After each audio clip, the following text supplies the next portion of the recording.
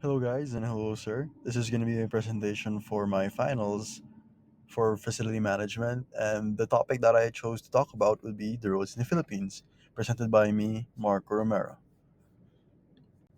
So, what are the issues on the roads or with the roads of the Philippines? So, here's a short list of the ones I'm aware of. First would be poor road maintenance, lack of street signs, lack of street lights, lack of street markers, lack of enforcers, and uneducated drivers and unenforced street laws. So moving forward, the other slides will show actual implications of these issues. These are roads just around Manila, Metro Manila. There are more elsewhere in the provinces and stuff. This will just be a small amount of the thousands of roads in the Philippines.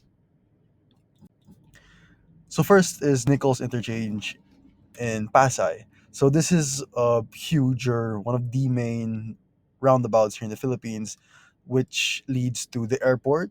There's a bridge here on the side, if you can see it right here, that leads to BGC, and then it's also connected to SLEX, which is a highway to going to either Manila or going down south.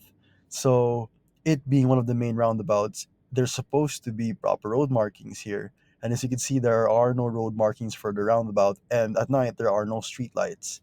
And there also are no enforcers to kind of help manage the traffic and to combat the fact that there is you know no street markers. So that's the first one.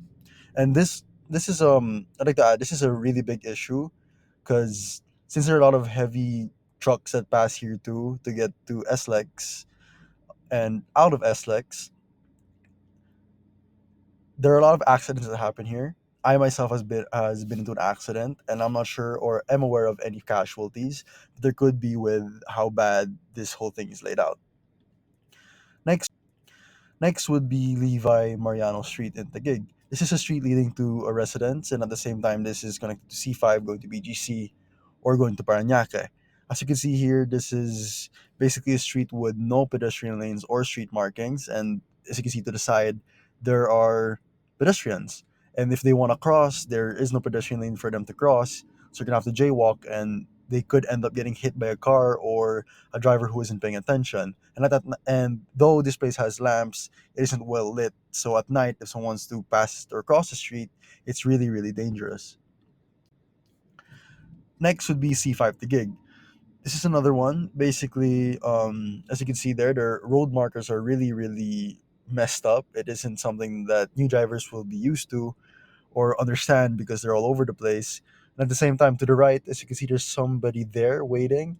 That is a jeepney terminal or a makeshift jeepney terminal that the jeepney drivers made, and it's not an actual terminal, which causes traffic. And at the same time, if a car's going at speed, it could hit the jeepney and cause casualties. And there are no lights here, so that's another thing. If you're going to be a passenger for a jeepney here, especially since it's an unmarked place or an unmarked, drop off point for jeepneys, it can cause casualties. And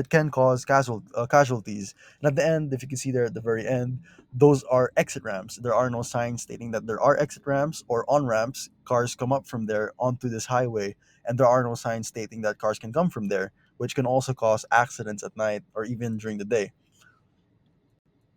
Next would be this is Domingo Street, Manila. This is a street that connects both Makati, and I think this is like Makati. Then this street also leads to the AC campus, Binil.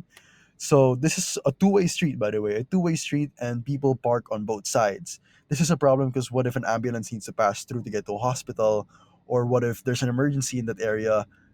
Any of the emergency responder vehicles won't be able to fit, or if you just as a driver want to pass through here, you won't be able to. You might scratch your car or scratch somebody else's car, scratch someone's motorcycle, and then it's gonna be a whole big problem. Next would be Zobel Rojas Street, Manila. This is one of the streets that I think has the worst maintenance because, as you can see here, there are barriers.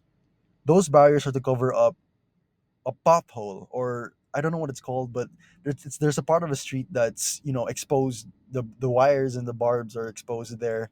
So if you were a car that runs over that, your tires can get punctured, and at the same time, it's a hazard because there are no lights or are any signs stating that there are barriers there and are not even laid up for drivers to easily see.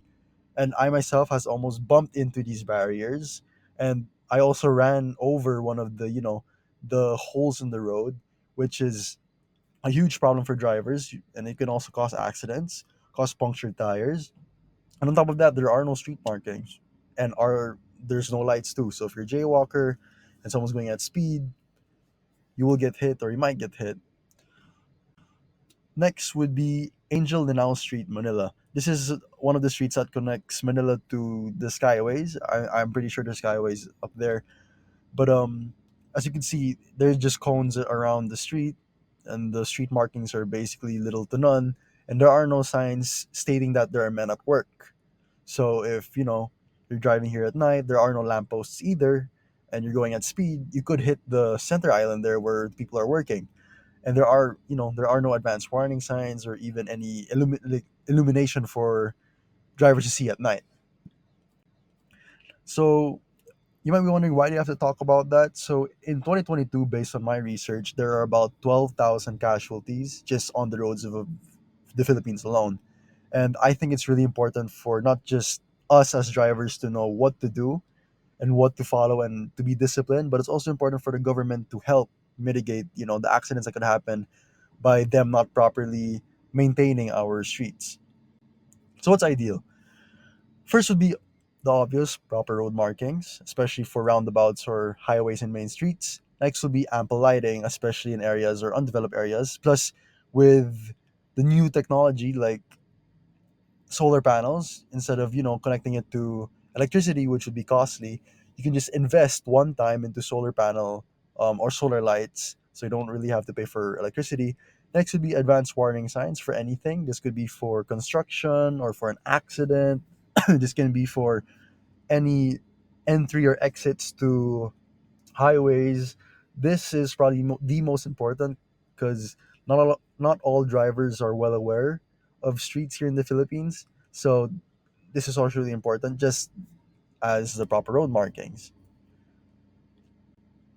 Next would be cat eye markers. So these cat eye markers, these will, if you don't want to invest into street lamps, you can just put these on the road. It's already been implemented around Pasig, if I'm not mistaken. Next would be proper enforcement. Though we do have laws for motorists and drivers, they're not really properly enforced, especially since some of the law enforcers on the road are pretty corrupt, because you can just, slip them 500 pesos and they won't mind or give you a ticket, or you won't have to go to the town hall anymore to pay for your violation. So I feel like proper enforcement would definitely scare drivers and motorists, for them to follow every rule to the T. Because even I come across really, really, sorry for a proper term, but really dumb drivers, and at the same time drivers with a lot of pride who don't want to give way this or that. So yeah, actually proper education. We should eliminate the fact that people could still pay for fixers, because proper education is probably one of the most important thing. And then every single driver or motorist should have a proper license to operate a vehicle on any streets here in the Philippines. And I just like to add to all of this, roads should always be properly maintained, should at least be checked three times, you know once every 3 months at least, or once every quarter, just to make sure all the pavement's okay, everything's smooth, all markings are fine, just connected to the first one. But it's something that's not really seen here in the Philippines, and it's kind of sad, especially since we're a tourist country. So, what are the policies that I made up? So, these are the policies that I want to pitch to whoever I can pitch this to. So, first would be National Preventive Road Maintenance Policy. This is to ensure all major and minor roads are inspected and maintained on a scheduled basis. Like I said a while ago, this could be done quarterly. This is just to make sure that all pavement are smooth and everything, just to mitigate the casualties that could happen if roads aren't well maintained. Next would be Roadway Illumination and Safety Lighting Act. This is for lighting, and maybe the cat eyes too, for you know the roads even in less developed areas, just to further reduce the casualties or even any accidents that could happen. Next would be National Standardized Signage Policy. These are all signs. Dapat every street here in the Philippines should have signs stating if an intersection, pedestrian lane, an entry or exit, a center island, just to make it safer for drivers and motorists and pedestrians alike. Next would be road visibility and maintenance policy. This is to ensure all road markings, lane dividers, this is connected to the first one, pedestrian lanes, arrows are visible and regularly maintained.